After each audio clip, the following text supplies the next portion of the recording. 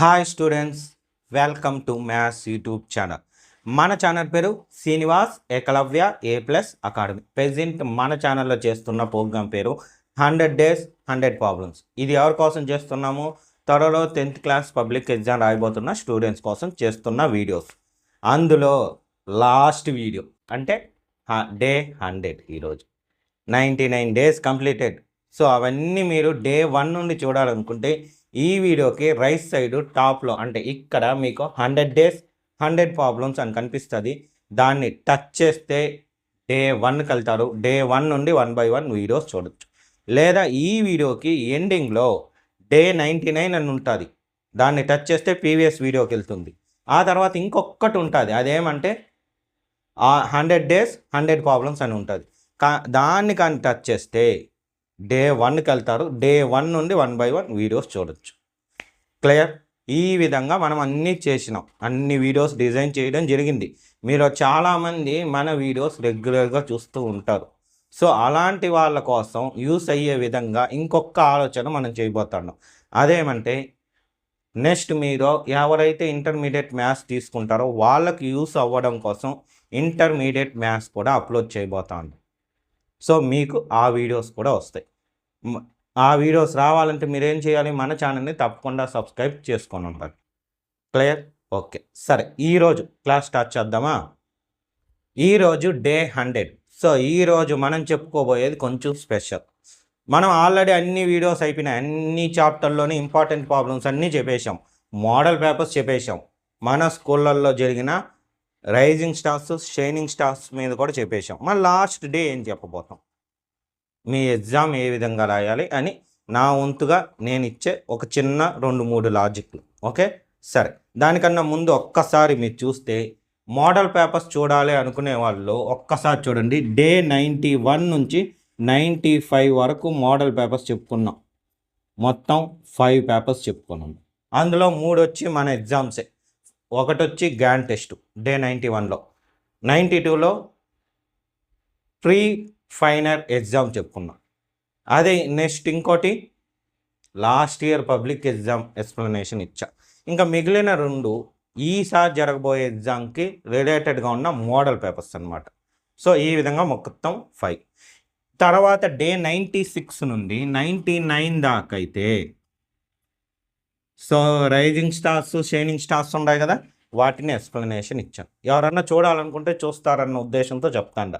అలాగే ఫార్ములాస్ ఒక్కసారి చెక్ చేసుకోండి ఇప్పుడు. ఓకేనా? ఈ వీడియో చూసిన తర్వాత ఫార్ములాస్ అన్నీ ఒక్కసారి చెక్ చేసుకోండి. మీకు వచ్చి డే 50లో సెమ్ 1కి సంబంధించిన ఆల్ ఫార్ములాస్ ఉన్నాయి. డే 72లో సెమ్ 2కి సంబంధించిన ఫార్ములాస్ ఉన్నాయి. అయితే స్టాటిస్టిక్స్ అనేది మాత్రం ఈ డేలో ఉండదు. డే 73 నుండి మనం స్టాటిస్టిక్స్ చెప్పుకున్నాము. ఏ రోజు ప్రాబ్లంకి యూస్ అయ్యే ఫార్ములాని ఆ రోజు వీడియోలోనే చెప్పుకున్నాం.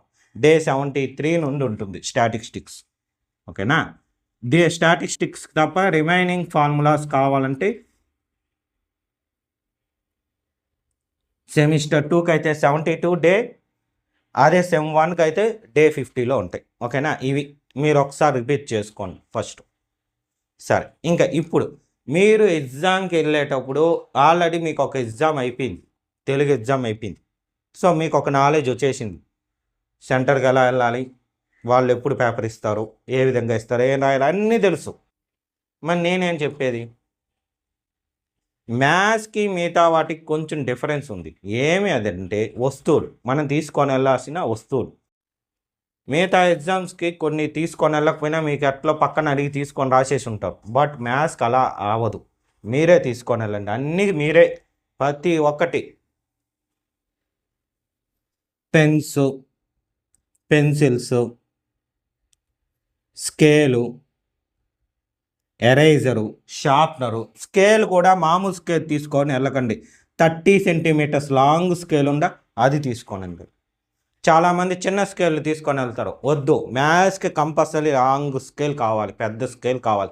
ఎందుకంటే మనకి గ్రాఫ్ ప్రాబ్లం ఉంది. లాస్ట్ ప్రాబ్లం గ్రాఫ్ ప్రాబ్లం కదా, అది మీరు చేయాలి కదా. చేయాలంటే గ్రాఫ్ లైన్స్ అనేవి కావాలి. లైన్స్ స్ట్రైట్ లైన్సా, ప్యారలల్ లైన్సా, ఇంటర్సెక్టింగ్ లైన్సా గీయాలి మనం. అది గీయాలంటే లాంగ్ స్కేల్ ఉంటేనే మీకు మంచిది. ఇది ఫస్ట్ పాయింట్. నెక్స్ట్ రెండోది, మనకి వీడియోస్ చూసిన వాళ్ళకు మ్యాక్సిమం 8 మార్క్స్ కానీ, 4 మార్క్స్ కానీ, 2 మార్క్స్ కానీ, 1 మార్క్స్ కానీ మ్యాక్సిమం చేసే విధంగానే మనం వీడియోస్ తయారు చేసుకున్నాం. కాబట్టి అటువంటి ఇబ్బందిలే. కానీ రాసేటప్పుడు మాత్రం నా సజెషన్ ఒకటే, స్టార్ట్ చేసేటప్పుడు సెక్షన్ 4 స్టార్ట్ చేయండి. సెక్షన్ 4 అంటే ఎన్ని marks problems? 8 marks problems first start చేసేయండి. ఎందుకు అంటే ఒక్కటి గుర్తుపెట్టుకోండి, మీకు టైం సరిపోదు. ఆల్రెడీ ఒక ఎగ్జామ్ రాశారు కాబట్టి మీకు ఇప్పటికే టైం సరిపోద్దా లేదా అనే అవగాహన కూడా వచ్చేసి ఉంటుంది. ఓకేనా? ఈ విషయాలన్నీ మీకు చెప్పాలని ఒక ఎగ్జామ్ అయ్యే వరకు నేను వెయిట్ చేసి ఇలాంటి వీడియో తయారు చేశాను.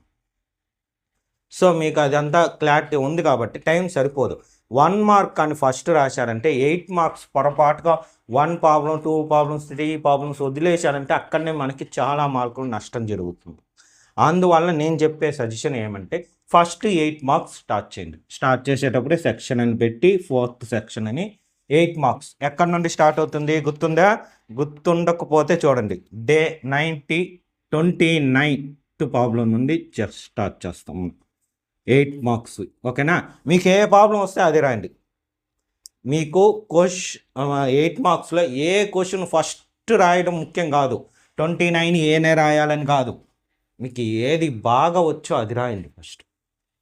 తప్పులు పోకుండా నీట్గా వచ్చేదానికి మీరు చాలా వాటికి ప్రాక్టీస్ చేసి ఉంటారు. అలా ప్రాక్టీస్ చేసిన వాటిల్లో ఏదైతే మీకు బాగా వస్తుందో తప్పులు లేకుండా ఆ క్వశ్చన్ని ఫస్ట్ రాయండి.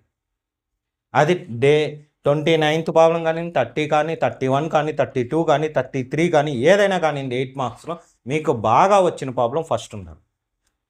తర్వాత బాగా వచ్చింది రాయండి అన్నీ. ఓకేనా? 8 మార్క్స్ మొత్తం కంప్లీట్ చేసేయండి ఫస్ట్ నీట్గా. ఒకవేళ డౌట్గా ఉంటుంది కొంతమందికి, సార్ నాకు ఒక 2 ప్రాబ్లమ్స్ డౌట్ సార్, సరిగ్గా రావు, తప్పులు పోతాయి అనుకుంటాం.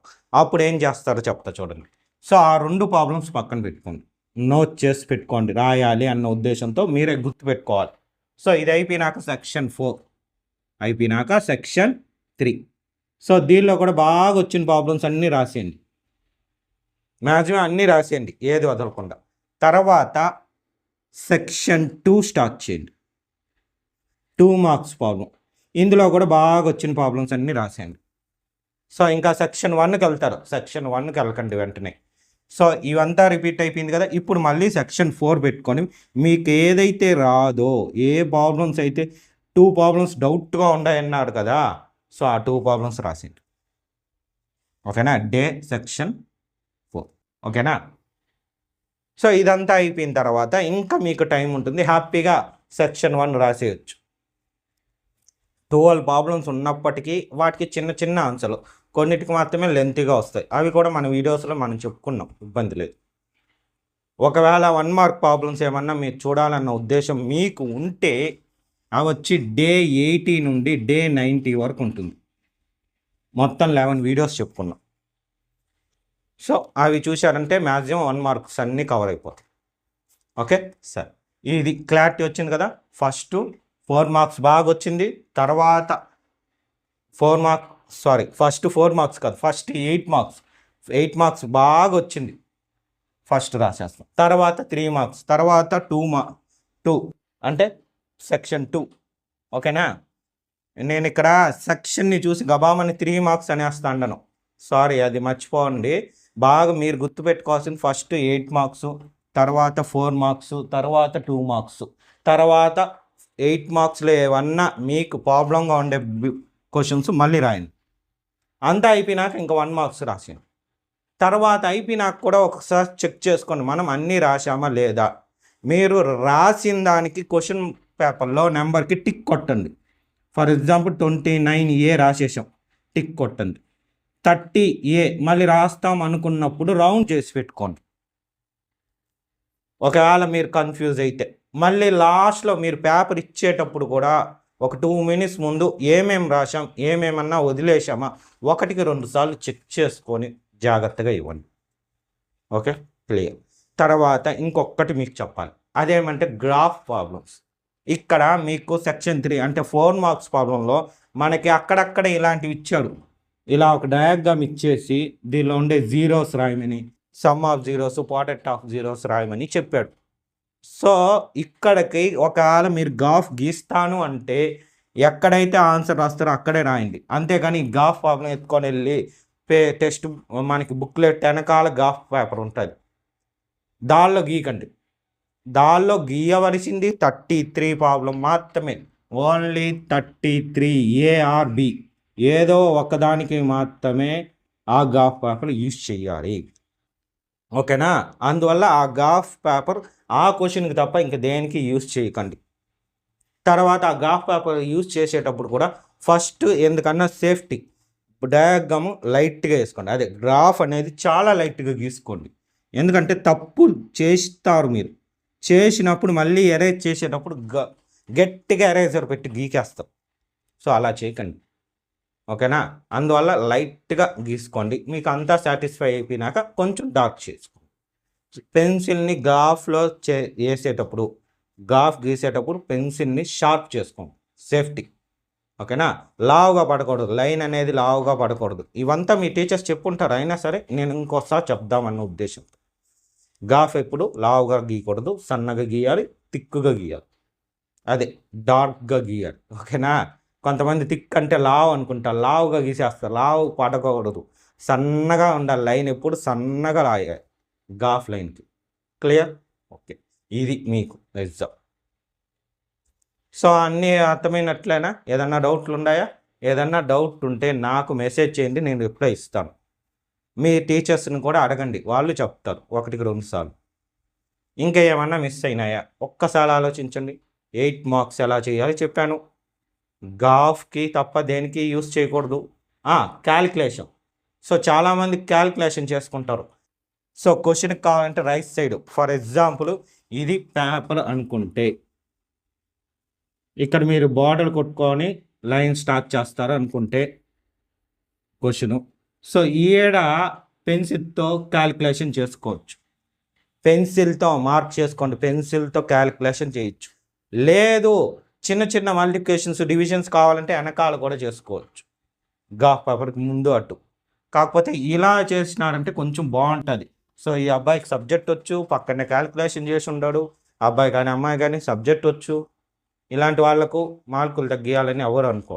సో ఇదొక టెక్నిక్. ఇంకొకటి ఫార్ములాస్ మనం రాస్తాం, a+b² ఫార్ములా రాసాము, ఈ ఫార్ములా యూజ్ చేసాం. లేదా sin² + cos² అని యూజ్ చేసాం ఫార్ములాని. సో ఇలాంటి ఫార్ములాకి బాక్స్ వేయండి పెన్సిల్తో. ఓకేనా? బాక్స్ వేసారు అంటే ఇంకొంచెం బాగుంటుంది. సో ఈ అబ్బాయి ఫార్ములాని ఐడెంటిఫై చేస్తా అంటారు, ఫార్ములాని ఐడెంటిఫై చేసి బాక్స్ కూడా వేసి ఉండారంటే పర్వాలేదు, సబ్జెక్ట్ బాగుంది అనుకుంటా. ఇంకా ప్రతి క్వశ్చన్కి లాస్ట్లో క్వశ్చన్లో ఏమైతే అడుగుతాడో అది కరెక్ట్గా మెన్షన్ చేసి రాయాలి. మీకు మన వీడియోస్లో చెప్పాను, క్వశ్చన్లో ఏదైతే అడిగి ఉంటాడో, for example find the factors of given polynomial అంటే కింద స్టెప్ రాయాలి, factors of the polynomial is అని పెట్టి మొత్తం స్టాండర్స్ నీట్గా రాయాలి. ఇది ఒకటి చెప్పిన. ఓకేనా? ఇది కూడా ఫాలో అవ్వండి. అలాగే ఒక క్వశ్చన్ అయిపోయి రెండో క్వశ్చన్ స్టార్ట్ చేసేటప్పుడు లైన్ ఆ క్వశ్చన్తో కంప్లీట్ అయింది. ఫర్ ఎగ్జాంపుల్ 29 అయిపోయింది. సో 30 క్వశ్చన్ స్టార్ట్ చేయాలి. కింద 30 పెట్టే ముందు ఒక లైన్ వేయండి, ఒక క్వశ్చన్ అయిపోయింది. లేదంటే డబుల్ లైన్ వేయండి. ఓకేనా? మీరు కావాలంటే ఈ డబుల్ లైన్ అనేది పెన్ను తేయచ్చు, పెన్సిల్ తేయచ్చు, స్టిక్ పెన్స్ ఉంటే స్టిక్ పెన్స్ కూడా యూజ్ చేయండి. హైలైటర్స్ మాత్రం యూజ్ చేయకండి. చాలామంది హైలైటర్స్ యూజ్ చేయొచ్చా సార్ అని అడిగారు నన్ను. హైలైటర్ యూజ్ చేయకూడదు, గ్యారంటీగా హైలైటర్ వాడకూడదు. మీరు వాడాల్సింది పెన్ను, పెన్సిలు, ఎరేజర్స్ ఇవి వాడాలి. ఒకవేళ కొంచెం లుక్ బాగుండాలనుకుంటే స్టిక్ పెన్స్ వాడచ్చు, అంతేకాని ఏది పడితే అది వాడకూడదు. మీకు ఇంకా డౌట్ ఉంటే అడగండి, మీ టీచర్ని అడగండి, చెప్తారు. ఇది అన్నమాట మ్యాటర్, మీరు ఎగ్జామ్కి వెళ్ళే రాసే విధానం. ఓకేనా? అందరికీ డౌట్స్ క్లియర్ అయిందా? ఓకే. ఇంకేదన్నా ఉంటే ఏం చేస్తారు, మెసేజ్ చేయండి, నేను రిప్లై ఇస్తాను. ఓకే. ఇవేమి నోట్ చేసుకోండి, అర్థం చేసుకోవాలి. నోట్ కాదు, అర్థం చేసుకోవాలి. సో ఇవి ఒక్కసారి చెక్ చేసుకోండి. ఎగ్జామ్కి వెళ్ళే లోపలే ఈ వీడియోస్ అన్నీ ఒకసారి చెక్ చేసుకోండి. ఎందుకంటే మీకు క్వశ్చన్ ఎక్కడ ఏమేమి అడిగారు ఆ పేపర్స్, వీటిల్లో అయితే ఏకంగా క్వశ్చన్ పేపర్సే ఉంటాయి. సో ఇలాంటి పేపర్స్ చాలా ఎక్స్ప్లెనేషన్ ఇచ్చాం మీకు. వీడియోస్లో కూడా ఇక్కడ కనిపిస్తూ ఉంటుంది. ఆ వీడియోస్లో, ఈ వీడియోలో కనిపిదు, ఆ వీడియోలో డే 91 నుంచి 99 దాకా ఏ పేపర్స్ చెప్పామో అన్నీ కనిపిస్తాయి వీడియోలో. కనిపిస్తుంటుంది, నేను ఎక్స్ప్లెనేషన్ ఇస్తాను. సో అవి ఒకసారి చూసుకోండి, ఓకేనా? సరే, నోట్ చేసుకోండి. సో ఈ రోజుతో మనకి 100 డేస్ కంప్లీట్. ఈ వీడియోస్ అనేవి మీకు బాగా యూస్ అయింటే మన వీడియోస్ గురించి మీకు తెలిసిన వాళ్ళకి ఇన్ఫర్మేషన్ ఇవ్వండి, ఓకే? ఫ్యూచర్లో మీకు ఇంటర్మీడియట్ వీడియోస్ కూడా వస్తాయి. కాకపోతే అది జూన్ నుంచి స్టార్ట్ అవుతుంది. జూలై నుంచి ఇంటర్మీడియట్ వీడియోస్ అప్లోడ్ చేస్తాం. అంత లోపల మీ బ్రదర్స్కి సిస్టర్స్కి యూస్ అయ్యే వీడియోస్ రెడీ చేసుకుంటాం. సో వాళ్ళకు 10th class videos, 8th class videos, 9th class videos అన్నీ నేను అప్లోడ్ చేయడం జరుగుతుంది. Clear? Okay, thank you. All the best. బాగా రాయండి ఎగ్జాము, ఎటువంటి టెన్షన్ పెట్టుకోకండి. క్వశ్చన్ పేపర్ ఇచ్చాక 1కి 2 సార్లు చదవండి క్వశ్చన్ పేపర్. మీకు క్లియర్గా అర్థమైనాకే ఓకేనా స్టార్ట్ చేయాలి. 1కి 2 సార్లు క్వశ్చన్ పేపర్ ఓపిక్గా చదవండి, టెన్షన్ పడకండి. టైం అయిపోయింది అని పక్కన రాసేస్తా అన్నారు. మన ఎగ్జామ్ మనం రాద్దాం ఓపిక్గా, ఓకే? All the best. బాగా రాయండి. బాయ్.